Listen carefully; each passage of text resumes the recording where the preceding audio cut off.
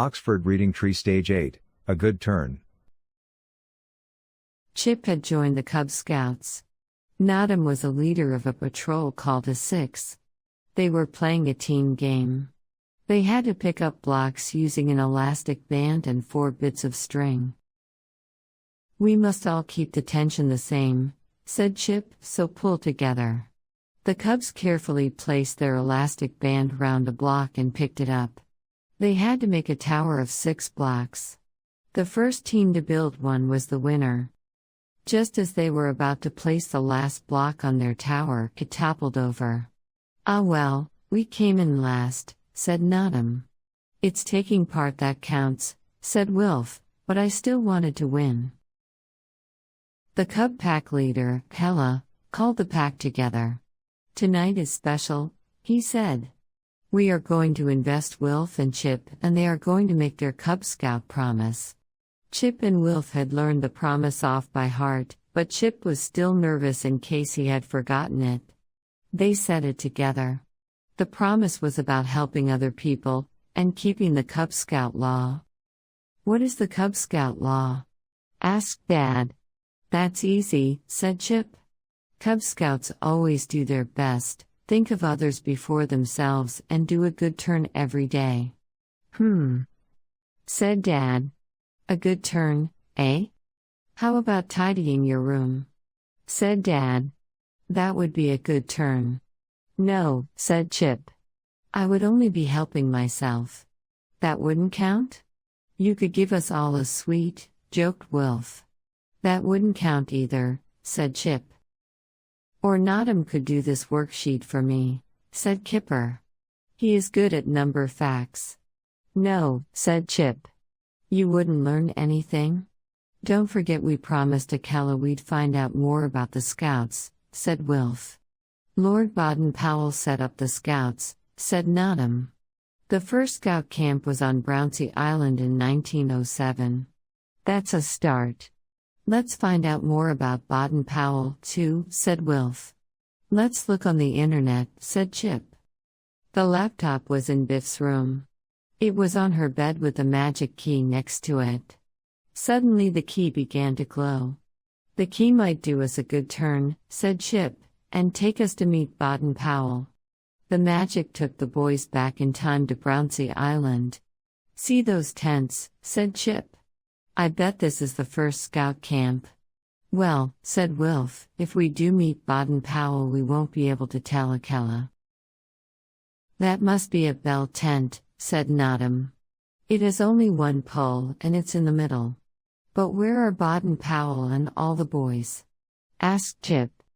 The tents were made of thick canvas. The boy could see a fire with a large cooking pot over it. Steam was curling up from the pot. Nearby was a table with plates and pots and pans on it. The camp looked deserted. In one of the tents, 3 boys were peeling potatoes. One of the boys came out and picked up a box of carrots. He took them back inside. "Let's leave them to it," said Chip. "They might make us help them peel the carrots." "I suppose it would be our good turn if we did," laughed Wilf. At that moment they heard voices in the distance. They set off to find out where the voices were coming from. In a hollow, beyond some trees, they saw a group of 5 boys, all about 13 years old. The boys were arguing about something. The boys had 2 poles and coils of rope, but they all seemed puzzled. When they saw Chip, Wilf, and Nadim, one of them asked, "How did you get here? This island is private." Are you doing a team exercise?" asked Nadim. "Yeah," another boy said, "but we've no time to chat. Mr. Baden-Powell has set us a problem but we can't solve it." "What sort of problem?" asked Wilf. "Between these planks is an imaginary river," the boy said. "We have to find a way to get over it. But these poles don't reach across. They're too short to make a bridge. We get points if we can cross the river without falling in." Chip looked at Nadim. "You're good at solving problems," he said. Said Nadim. "There may be a way to do it."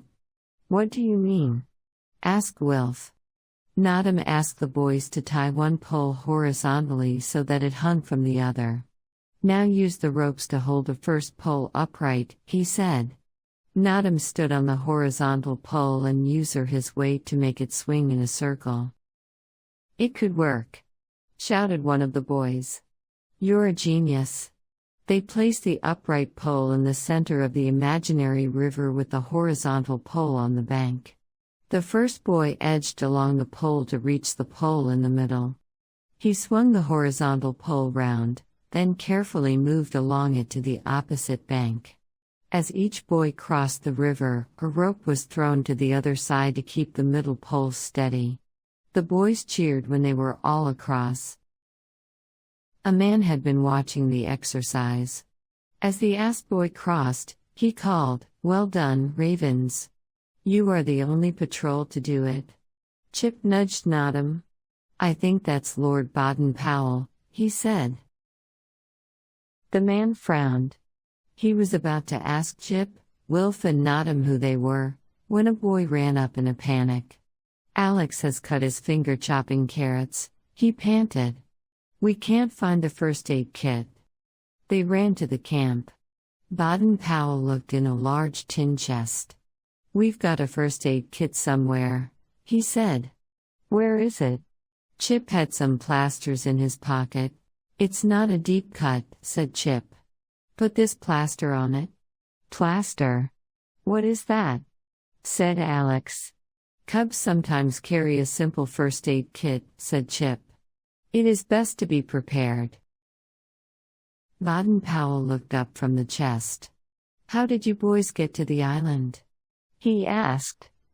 But the key had glowed and Chip, Wilf and Nadim had vanished. "Be prepared?" he said. "Well, we kept the Cub Scout law. We did a good turn," said Nadim. "But if we do a good turn on a magic adventure, we can't tell anyone," said Wilf thoughtfully. Just then Biff and Wilma came in. "We've been on an adventure and met Baden-Powell," said Chip. "Nadim solved the problem and I put a plaster on a cut finger. So we did 2 good turns." "Putting a plaster on a cut isn't much of a good turn," said Biff. "At least I had a plaster. I was prepared," said Chip. "But if we do good turns on magic adventures and no one knows, do they count?" said Wilf. "Of course," said Biff. "A good turn is a good turn." "We found out lots about the Scouts and met Baden-Powell, but we didn't find out his first name," said Nadim. "Easy," said Wilma. "It's Robert." "I can think of a motto for magic adventures," laughed Chip. "Be prepared for anything."